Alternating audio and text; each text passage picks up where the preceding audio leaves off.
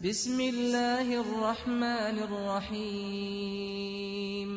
رزق کے سارے خزانے اللہ سبحانہ وتعالی کے پاس ہیں، اور اللہ سبحانہ وتعالی اپنی ساری مخلوق کو رزق دے رہا ہے اور ہر طرح کا رزق دے رہا ہے، اور پھر بھی اس کے خزانوں میں کمی نہیں واقع ہوتی. ایک حدیث قدسی میں آتا ہے، اللہ تعالیٰ فرماتے ہیں کہ اے تمام جن و انس، اولین و آخرین، اگر تم سب کے سب ایک چٹیل میدان میں، کھلے میدان میں اکٹھے ہو جاؤ اور پھر سب اپنی حاجات مجھ سے مانگو، اپنی ضروریات مجھ سے طلب کرو، اور میں تم سب کو وہ عطا کروں جو تمہیں چاہیے، تو بھی میرے خزانوں میں اتنی کمی بھی واقع نہیں ہوتی جتنی سوئی کو سمندر میں ڈالنے سے واقع ہوتی ہے. جہاں تک رزق کا تعلق ہے تو اس سلسلے میں یہ یاد رہے کہ رزق کا تنگ کرنا اور کشادہ کرنا یہ صرف اللہ سبحانہ وتعالی کے ہاتھ میں ہے. وہ جس کو چاہتا ہے زیادہ دیتا ہے، جس کو چاہتا ہے کم دیتا ہے. قرآن مجید میں اللہ تعالیٰ فرماتے ہیں واللہ یرزق من یشاء بغیر حساب، اللہ جس کو چاہتا ہے بے حساب رزق عطا کرتا ہے. اور پھر اگر وہ کسی کو زیادہ نہیں دیتا، اس پر رزق تنگ کر دیتا ہے، تو بھی اس میں اس کی اپنی حکمت اور مصلحت کار فرما ہوتی ہے. بعض لوگوں کو رزق کی زیادتی نقصان دیتی ہے، اور بعض لوگوں کو رزق کی کمی فتنے اور مشکل میں ڈال دیتی ہے کہ ان کے ایمان جانے کا خطرہ ہوتا ہے. اسی طرح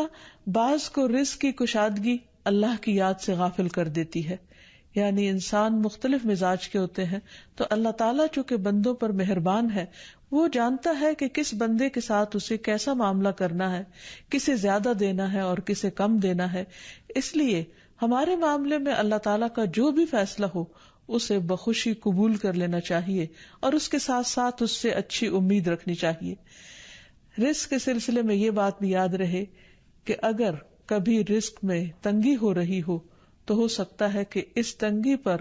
صبر کرنے کی وجہ سے انسان کے اتنے درجات بلند ہو جائیں کہ بہت بڑی بڑی نیکیاں بھی اس کے مقابلے میں ہیچ ہوں. پھر اسی طرح بعض اوقات انسان کے لیے ناشکری رزق کی تنگی کا ذریعہ بن جاتی ہے، تو اس سے بھی انسان کو پرہیز کرنا چاہیے. خواہ انسان کے پاس تھوڑا ہی ہو تو بھی اس پر اللہ تعالیٰ کا شکر ادا کرنا چاہیے، کیونکہ اللہ تعالیٰ کا وعدہ ہے لَإِن شَكَرْتُمْ لَأَزِيدَنَّكُمْ، اگر تم شکر ادا کرو گے تو میں تمہیں اور زیادہ عطا کروں گا. کیونکہ ہر انسان جس کے پاس جتنا بھی ہے وہ عموماً کمی کا رونا روتا رہتا ہے. اسی لیے ہمیں یہ سکھایا گیا ہے کہ رزق کے معاملے میں ہم یعنی دنیاوی معاملات میں اپنے سے نیچے والوں کو دیکھیں کہ ان کے پاس کیا ہے. تو انسان کے پاس جو کچھ بھی ہو، انسان اس پر راضی ہو سکتا ہے، مطمئن ہو سکتا ہے، خوش ہو سکتا ہے، اور اللہ تعالیٰ کا شکر گزار ہو سکتا ہے. اور یہ ہمیشہ یاد رکھے کہ اصل میں الرزاق تو اللہ تعالیٰ ہی ہے. اس لیے جب بھی رزق کے معاملے میں کسی بھی قسم کی کوئی مشکل ہو، اونچ نیچ ہو، تو فوراً اللہ تعالیٰ کی طرف انسان رجوع کرے اور اللہ تعالیٰ سے خوب خوب دعائیں کرے، کیونکہ وہ دعاؤں کا سننے والا ہے. لیکن بات یہ ہے کہ انسان جب اللہ سے مانگے تو پورے یقین کے ساتھ مانگے، امید رکھ کے مانگے، اور کسی بھی قسم کی مایوسی کا شکار نہ ہو، کیونکہ دعا ان تمام چیزوں میں فائدہ دیتی ہے جو نازل ہو چکی ہیں، اور ان میں بھی فائدہ دیتی ہے جو نازل نہیں ہوئی. یعنی وہ تمام مشکلات جو انسان پہ پڑ چکی ہیں یا آئندہ آنے والی ہیں، ان دونوں کے سلسلے میں دعا کرنا انسان کو فائدہ دیتا ہے. لیکن یہ یاد رہے کہ دعا کی قبولیت کے لیے انسان اپنی طرف سے بھرپور کوشش کرے، اور اس میں ایک کوشش یہ کہ جب اللہ سے مانگے تو پہلے اللہ سبحانہ وتعالیٰ کی تعریف کے کلمات کہے، تسبیحات پڑھے، اور پھر اس کے ساتھ ساتھ درود شریف پڑھے. کیونکہ نبی صلی اللہ علیہ وسلم نے فرمایا کوئی شخص اس طرح دعا نہ کرے کہ اے اللہ اگر تو چاہے تو مجھے روزی دے، بلکہ پختگی کے ساتھ سوال کرے، پورے عزم کے ساتھ سوال کرے، کیونکہ اللہ جو چاہتا ہے کرتا ہے اور اس پر کوئی جبر کرنے والا نہیں ہے. اور جب بندہ اللہ سے رزق مانگتا ہے تو اللہ تعالیٰ اس کو عطا کرتا ہے. نبی صلی اللہ علیہ وسلم نے فرمایا جب تم اللہم ارزقنی کہو گے تو اللہ تعالیٰ فرمائے گا میں نے رزق دینے کا فیصلہ کر لیا. یعنی جب تم کہو گے کہ اللہ مجھے رزق دے تو اللہ تعالیٰ تمہیں جواب دے گا کہ ہاں میں تمہیں رزق دوں گا. اس لیے اس حوالے سے مکمل طور پر اللہ سبحانہ وتعالی پر بھروسہ کرنا چاہیے، اللہ تعالیٰ کا تقوی کرنا چاہیے، یعنی اللہ تعالیٰ سے ڈرتے رہنا چاہیے، اور رزق کی تلاش میں حرام راستے اختیار نہیں کرنے چاہیے،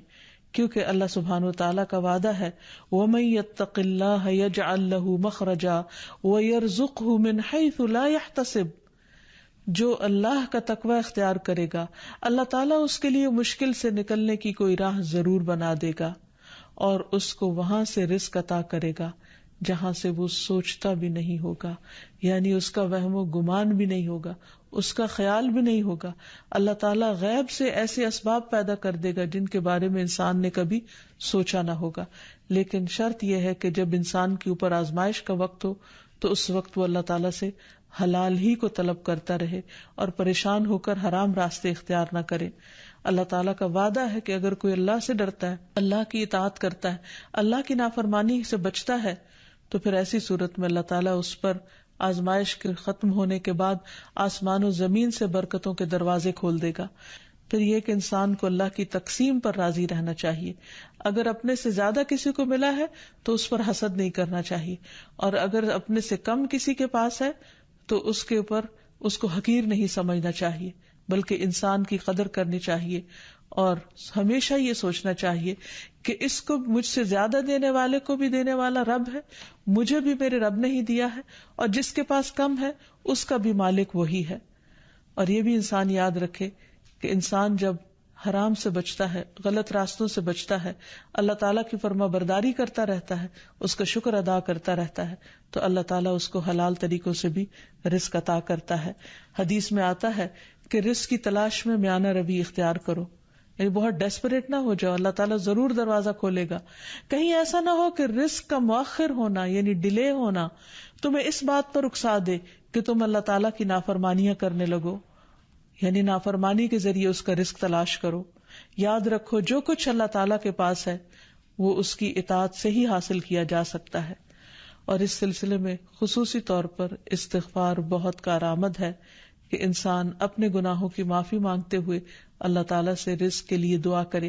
پھر اسی طرح رشتہ داروں کے ساتھ اچھا سلوک کرے، کیونکہ نبی صلی اللہ علیہ وسلم نے خاص طور پر یہ بات فرمائی ہے کہ جو شخص یہ چاہتا ہے کہ اس کی عمر دراز ہو اور اس کے رزق میں وسعت ہو تو اسے چاہیے کہ وہ صلہ رحمی کرے، یعنی اپنے رشتہ داروں کے ساتھ اچھا سلوک کرے۔ پھر انسان ہمیشہ یہ یاد رکھے کہ مال دینے سے بڑھتا ہے، صدقہ خیرات مال میں اضافے کا ذریعہ بنتا ہے۔ پھر اسی طرح خرید و فروخت میں سچ بولنا مال میں برکت پیدا کر دیتا ہے، اور جھوٹ مال کی برکت کو اٹھا دیتا ہے۔ اور پھر خاص طور پر انسان رزق کے لیے دعائیں کرتا رہے، کیونکہ سارے خزانے تو اللہ کے پاس ہیں، وہ جب جس کو جتنا چاہے عطا کر سکتا ہے۔ اس کے لیے نبی صلی اللہ علیہ وسلم کی سکھائی ہوئی مسنون دعائیں بہت ہی بہترین ہیں۔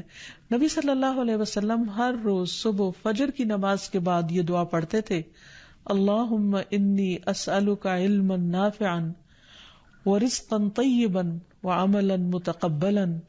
اے اللہ میں تجھ سے علم نافع، طیب رزق یعنی پاکیزہ رزق اور مقبول عمل کا سوال کرتا ہوں، یعنی ایسے عمل کی توفیق دے جو تیرے ہاں قبول ہو جائے، تجھے پسند آ جائے۔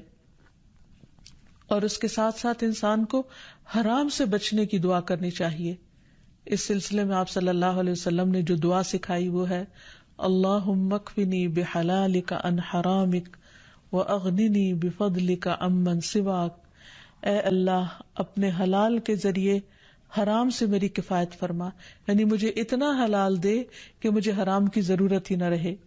اور اپنی مہربانی سے مجھے اپنے علاوہ ہر ایک سے بے نیاز کر دے، یعنی مجھے انسانوں کا محتاج نہ کر، کسی اور کا محتاج نہ کر، صرف اپنے خزانوں سے عطا فرما۔ پھر اسی طرح خاص طور پر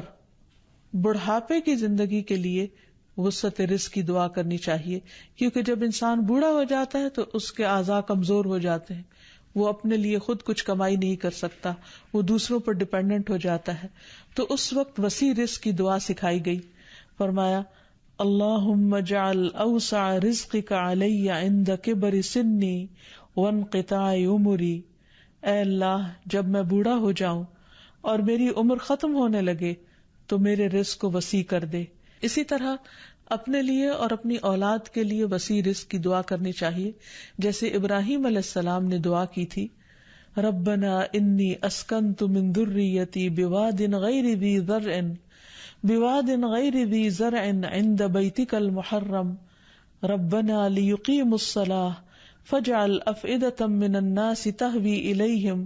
وارزقهم من الثمرات لعلهم یشکرون. اے ہمارے رب، بے شک میں نے اپنی کچھ اولاد کو اس وادی میں آباد کیا جو کسی کھیتی والی نہیں، تیری حرمت والے گھر کے پاس، اے ہمارے رب، تاکہ وہ نماز قائم کریں. سو کچھ لوگوں کے دل ایسے کر دے کہ ان کی طرف مائل رہیں، اور انہیں پھلوں سے رزق عطا کر تاکہ وہ شکر ادا کریں. اور آخر میں یہ بات یاد رہے کہ انسان کے رزق میں اکثر اس کے اپنے گناہ رکاوٹ بن جاتے ہیں. اس لیے جب انسان ان گناہوں سے توبہ کرتا ہے، استغفار کرتا ہے، تو اللہ تعالیٰ رزق کے دروازے کھول دیتے ہیں، جیسے اللہ تعالیٰ کا وعدہ ہے. قرآن مجید میں آتا ہے، نوح علیہ السلام نے اپنی قوم سے کہا کہ اپنے رب سے معافی مانگ لو، بلا شبہ وہ بڑا معاف کرنے والا ہے. وہ تم پر آسمان سے خوب بارشیں برسائے گا اور تمہاری مال اور اولاد سے مدد کرے گا، تمہارے لیے باغ پیدا کرے گا اور نہریں جاری کرے گا. تو اس سے یہ پتہ چلتا ہے کہ دنیا میں جتنی بھی راحتیں اور رزق کی قسمیں ہیں، ان سب کی کنجی استغفار ہے. تو اس لیے انسان کثرت سے اپنے گناہوں پر توبہ کرتا رہے. حقیقت یہ کہ اللہ کا کلام سچا ہے اور ہمیں اس پر ایمان لا کر پورے یقین کے ساتھ، وثوق کے ساتھ دعا مانگنی چاہیے کہ ہم انشاءاللہ استغفار کریں گے تو آسمان سے اور زمین سے رزق اگلنے لگے گا، ابلنے لگے گا. اللہ تعالیٰ ہمیں اپنی رحمتوں سے نوازے. اور استغفار کے لیے سمپل، اے اللہ مجھے بخش دے، اے اللہ مجھے معاف کر دے، اے اللہ میرے اگلے پچھلے سارے گناہوں کو معاف کر دے. اللہم اغفر لی، استغفر اللہ ربی من کل ذنب واتوب الیہ. اور سچے دل سے انسان توبہ کرتا رہے تو اللہ تعالیٰ کو مہربان پائے گا. وآخر دعوانا ان الحمد للہ رب العالمین. السلام علیکم ورحمۃ اللہ وبرکاتہ.